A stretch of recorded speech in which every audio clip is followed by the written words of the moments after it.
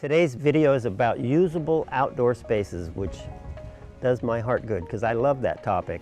My favorite quote relates to usable outdoor spaces, and it was from way back, a famous landscape architect named Lawrence Halprin in the 50s. The great challenge for the garden designer shouldn't be to make the garden natural, but to make the garden so the people in it will feel natural.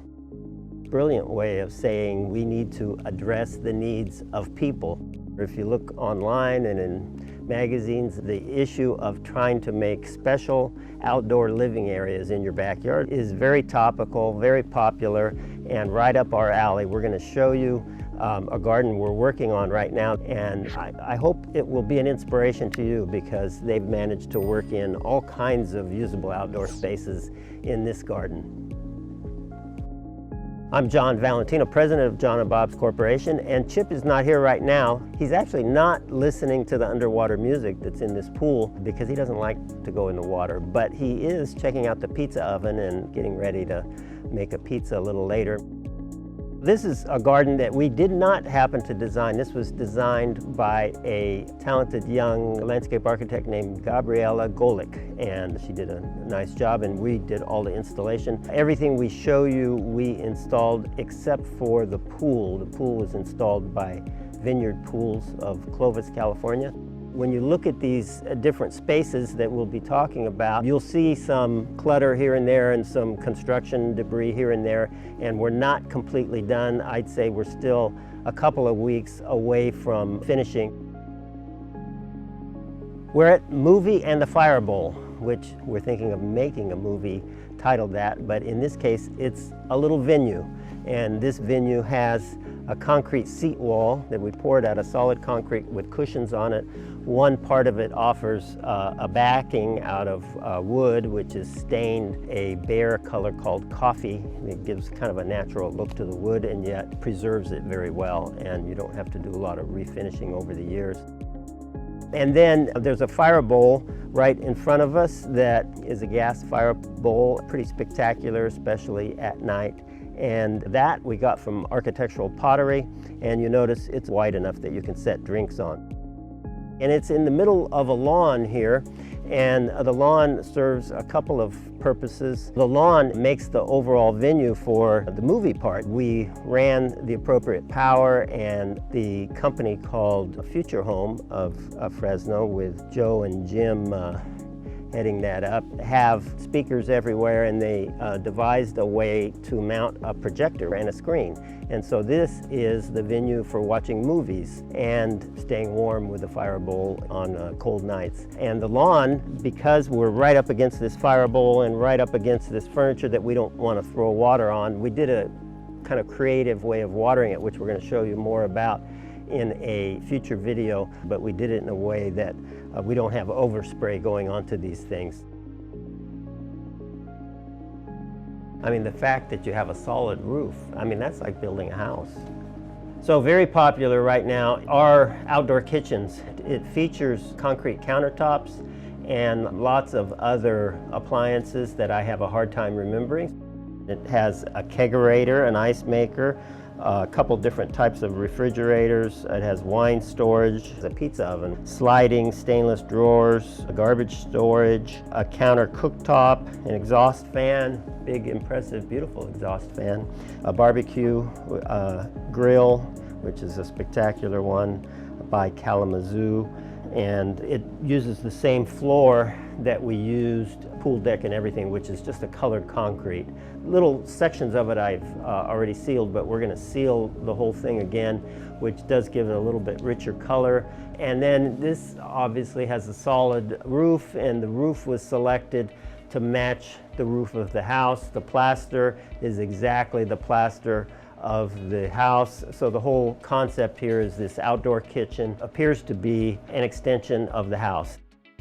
Kitchens like this one are quite extensive and expensive. You can do scaled down versions of these, and we've done them on many projects. The space could be used similarly for more limited scope where you focus on, say, outdoor cooking and pizza cooking. It would obviously be designed much differently, but those types of options exist. The whole idea here is to get you thinking about how you're going to use your garden and trying to maximize ways that you'll use it, you'll get benefit from it. And an outdoor kitchen or some version of an outdoor kitchen is an interesting feature that does help many people enjoy their outdoor garden. So I'm at the pergola dining area now, really neat little space that's adjacent to the outdoor kitchen appropriately. We built this pergola as per Gabriella's plan and design out of tube steel, and then we purchased the canopy from a tent and awning store which exists in most communities, and then the tube steel was painted bronze. One of the really neat things about it is the paving underneath is interesting paver slash tile. It's actually made out of concrete called Arto stone, A-R-T-O. We had to install it in pieces and then we grout the whole thing. And Arto stone is made in California and not really terribly expensive. A really nice product. You can see the pattern that you can create. In this case, we used a very light gray grout that contrasts with the stone itself. Up each post is a wisteria. I ordered quite a few, and out of all the ones I ordered, only one was blooming, which I planted here. You can see it. So we're going to tie it to these posts and going to train it up the posts. This tile adds to the cost, so you could just make it out of concrete, either colored concrete or stamped concrete, to reduce cost dramatically. You could make the pergola out of wood, which is a little less expensive, but not much. This steel pergola is not too terribly expensive, and the fabric for the shade can be done in lots of different ways. Within the garden, as you're walking through, you have places to sit, and you can see we did it in two different locations. I'm sitting on the seat wall, which we made out of concrete block, and then we waterproofed the wall of the house so that we could use the wall of the house as part of the wall of this seat wall. And then we capped the concrete block with this precast stone, which is made out of concrete, and there's probably companies in your area that makes these, and so you can have them made in whatever shape and finish that you want. The seat wall we've then filled with soil. The small plant is called Dianella, which is a very low maintenance plant. It does bloom quite a bit, the bluish purplish flower. And then a standard or tree dwarf iceberg rose called ice cap. And ice cap is maybe a little bit of an underappreciated rose, really a good one in that it's not quite as big and robust as iceberg, blooms beautifully and continuously here in our area. They're easy to care for. They usually don't have any pest and disease problems, no special pruning required. So this seating opportunity, which we created through seat walls here, can be accomplished in a lot of different ways. You can use benches or even individual attractive seating. Lots of options available.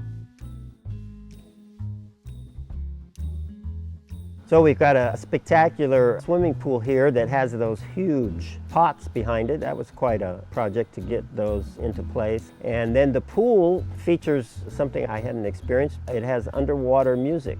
The pool has a very understated coping stone around it, so the edge of the pool is a really nice stone material that is very attractive and a little bit understated. Then it ties in with the cobblestone paving. Cobblestone is the color of the concrete, so we did simple cobblestone concrete paving completely surrounding the pool, and then the paving stone that goes right up to the water is a very similar color. And since we've got lots of dramatic things happening behind the pool, it was appropriate, I think, to tone down the drama in the paving, and those colors tie in with the stone pavers under the pergola dining and tie in with kind of the themes of the colors throughout the garden.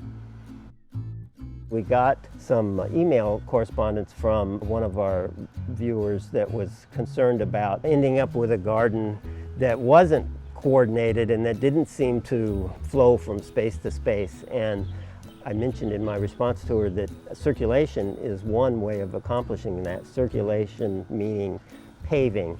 And so if we come up with ways of integrating this tile and we can have that reoccur over and over, that's one way of giving your design continuity. Another way is specific species of trees that you select, and maybe those species reoccur and give some continuity to the whole garden. That water ambiance reminds me that you can do away with the pool if you want to save a whole bunch of money, and remind yourself of water with features like that. In this case, we got this pot from Architectural Pottery, specially made in that color, and then we set it up in a way that it has recirculating water, and you can see it's very attractive water feature with a nice sound. And it's at the center of this little rock garden that the owners really like, and the rock garden serves as a transition to the family orchard. And the rock garden has appropriate planting in it. It's all water efficient planting set up on a drip system. Some people call that drought tolerant or xeriscaping. Most of the plants in this garden are water efficient and watered in a very water efficient way.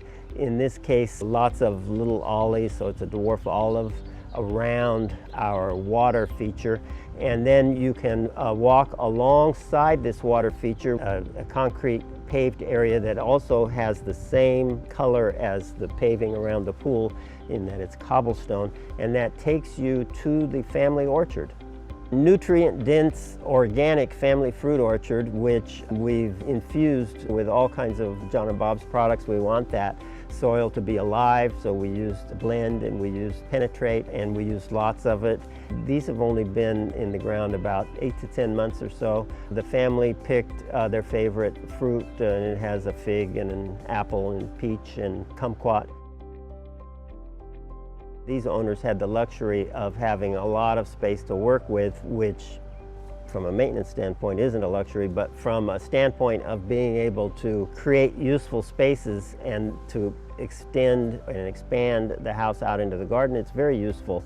These obviously can be designed differently in smaller spaces and designed more economically if you desire to do so in spaces where you don't have this kind of expanse. In last week's video, we asked you, many of you have experience with lawn. We're interested this week in having you tell us about your negative experiences, problems, or your successes. Our favorite answer and the winner of a free bottle of Penetrate Liquid Biotiller is...